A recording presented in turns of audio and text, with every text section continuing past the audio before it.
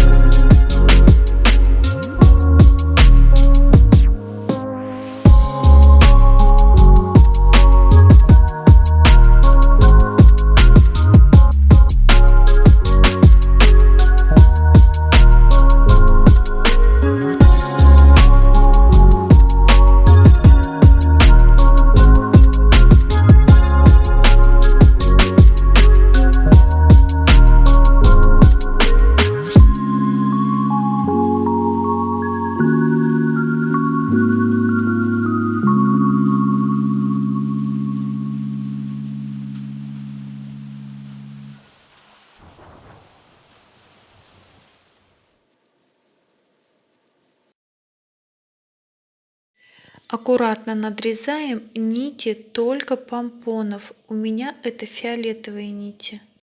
Нити основы не трогаем. Между крайними гвоздями разрезаем полностью нити.